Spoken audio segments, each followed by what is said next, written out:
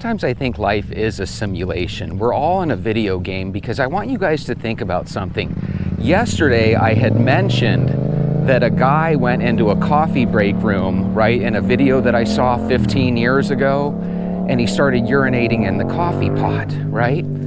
Today, I'm watching a video, and on the video, they talk about Lucio Diaz. I think this was on the Officer Tatum channel. Brandon Tatum is a former U of A football player and former officer, and I believe he lives here in the Phoenix, Tempe area.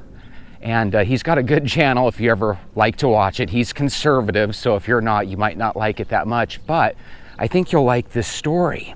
Lucio Diaz pled guilty to one charge of aggravated assault with a deadly weapon after 13 women caught herpes, and for those that didn't catch herpes, they caught hepatitis A because he was peeing in their drinks at his job. They all worked together. And apparently he was using his member as a stirring straw in their water bottles. Some of them complained that the water looked off color and it smelt and tasted funny. And now they have these incurable diseases. Again, that's hepatitis A and herpes, and it was 13 women all together. That is crazy. And that's very scary, because in other videos I've talked about how if you have a community kitchen or break room at your work, it's really challenging to keep food in the fridge because complete strangers will eat your food. They'll eat part of it, right? Leaving their germs in your food. And they'll drink out of your straw and drink your drinks as well. And the whole thought that somebody could have a disease on their lips, or in this case, his pee-pee, is absolutely disgusting. Don't these things just make you not want to go out and eat in public, right? Whenever you have to eat and drink in public, you're always taking that risk. But at the same time, it's so nice to go out and be served food rather than having to make it yourself. But again, you hear enough of these stories, pretty soon some of us are going to want to quit going out to eat.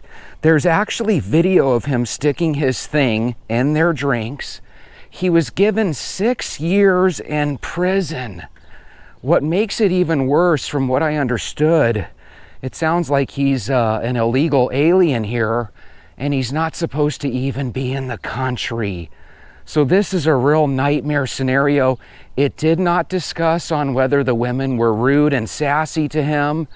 But here's the scary thing. Even if somebody's rude and sassy to you, if you repay them by doing this, God, there's something really horrible about you as a human being. Apparently their water bottles, and I think we've all done this before at work, right? Their water bottles were left at their desk. And again, they said that they were discolored and had a funny smell and taste. Oh my God, they were tasting Lucio Diaz. Ooh! I think there's a certain percentage, a certain segment of the public that really has a misery loves company attitude. You know what I mean, guys? In other words, this guy looks at his life. I'm sure he knew he had hepatitis A, and I'm assuming he knew he had the herpes virus as well. And for a human being to knowingly try to infect all of their work employees, right? And here's what's crazy. He did it specifically to the women, which tells me either he dislikes women and hates women, or maybe he's trying to get revenge on women. But either way, I think there's a misery loves company element to this. And just really, really unfortunate. Not only was he caught by the video cameras, but he was arrested by the Houston police. So again, this is one of those things that happens in Houston, Texas. And guess what? 6-year sentence for possibly giving people I'm assuming these are lifelong illnesses and conditions. So he does this to multiple women. Now, here's the sad thing. You hear 13 women and you think 13 victims. But who's to say that all those women don't have partners of their own that are now dealing with these diseases, right? So for all we know, 13 could affect hundreds of people over the next year or so. And all of a sudden, we're talking about Lucio Diaz disease in the same breath as measles when it comes to the state of Texas. Holy moly, that is disgusting. So after he's done with his prison sentence, he's supposed to go into ICE custody and then I assume get deported. But again, it doesn't seem fair to me. And Brandon was bringing up that same idea that shouldn't a person get way more than 6 years? I could see him getting a couple of years for each victim. You know, multiply 1 or 2 years by 13 victims. Let's give him 20 years in there for this. Another thought that Brandon Tatum had was, do non-citizens deserve all the same rights in this country that we give actual citizens? My only thinking when I hear these stories is this sounds like Houston judges, again, giving about the lightest slap on the wrist you could imagine. He's actually already done 3 years of his prison sentence, so I guess this is from a couple years back. But the reason it's back in the news is this year he's actually eligible for parole. So wouldn't that be a shame that he only got a 6-year sentence, and then out of that 6 years, wouldn't it be a shame if he ends up going home after 3? What if we didn't ever come up with the medications that we currently have for HIV? I don't know if many of you guys are my age. I'm pretty sure most of you are. I'm sure you guys remember in the 80s and 90s, it was kind of a death sentence. And so back then, I think this would have been considered attempted murder. I don't know why this isn't something that he's getting more than 6 years with. I actually saw a video the other day where it was a young-looking woman, and she was actually talking about what her HIV symptoms were like for her. And she was saying that the medications that are out and the people that have it now, when you talk to them, they make it sound like it's not even a big deal. But she was saying in her case, she gets violently ill from time to time. So again, this doesn't sound like something, you know, that should be a 6-year sentence.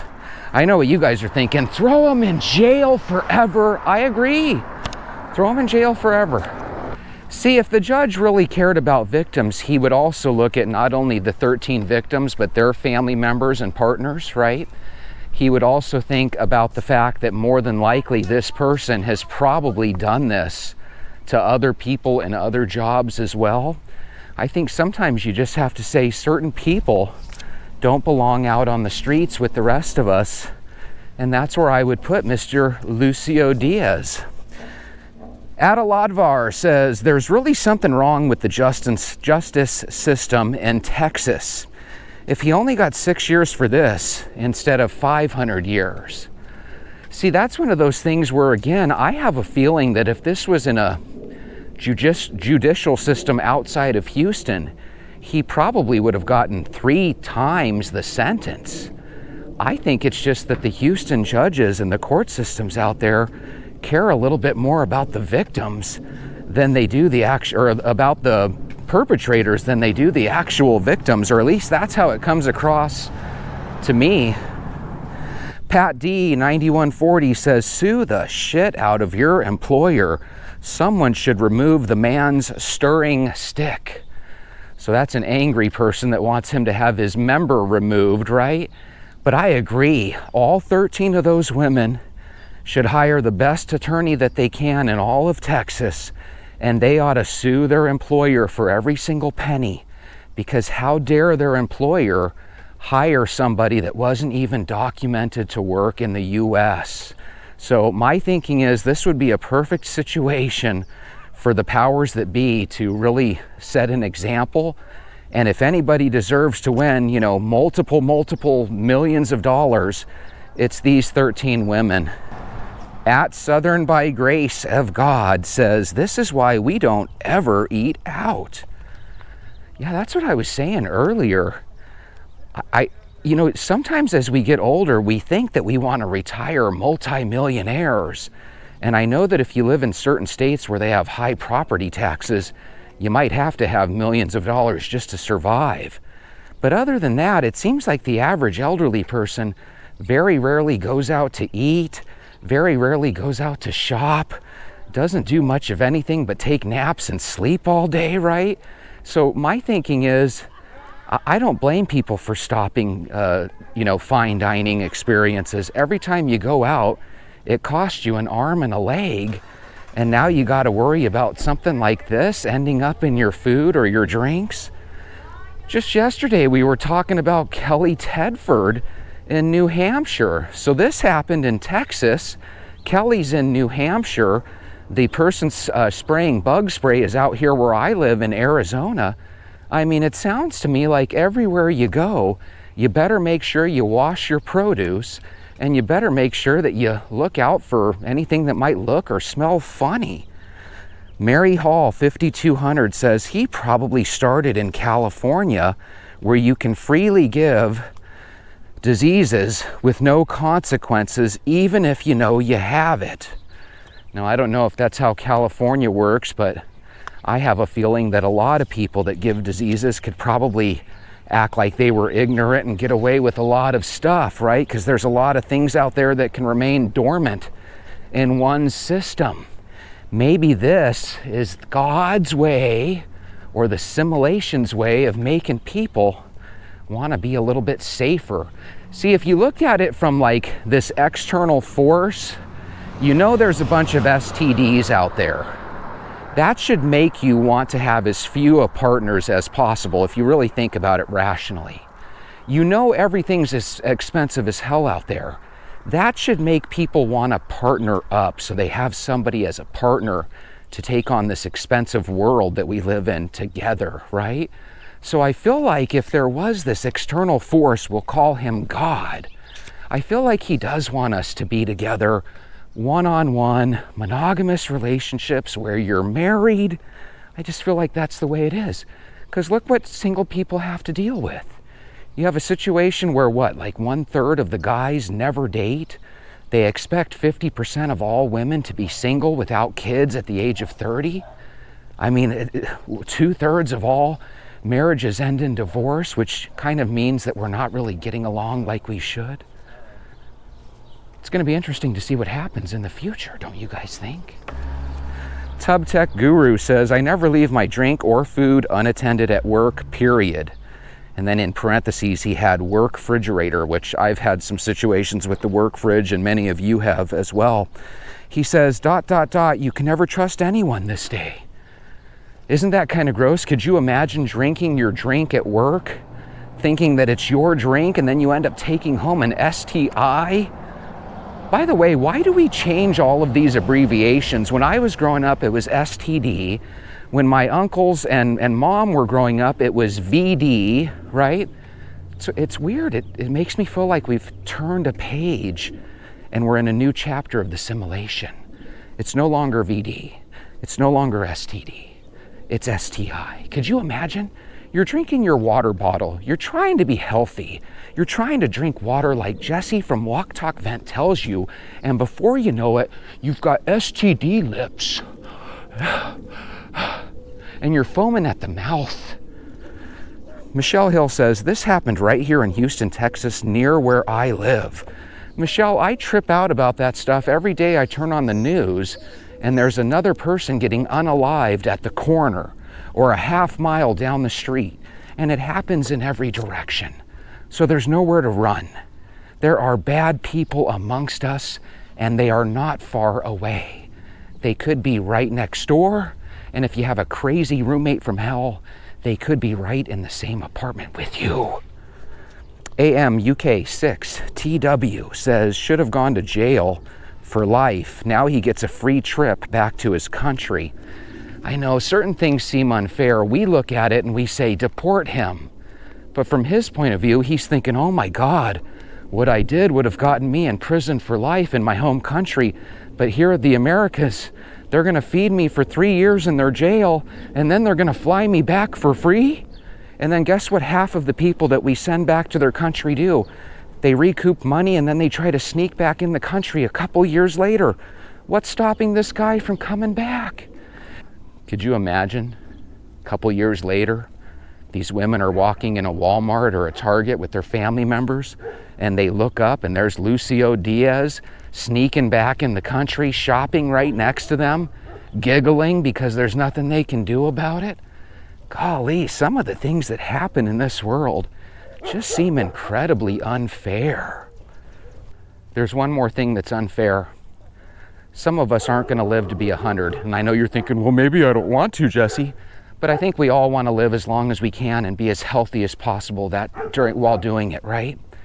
So what I urge you to do is to put your shoes on and join me every single day with a walk. By walking, we're able to talk about these things. It keeps you alert, keeps you on the lookout. Now, whenever you drink your drink at work, you're going to be sniffing the bottle, thinking, why does it smell funny? Hopefully, it's just your breath on the straw and not something like Lucio Diaz's diseases. But anyway, I want you guys to walk with me. If you're really starting to enjoy your walks, think about taking an extra 30-minute walk right now. There's no better day than now.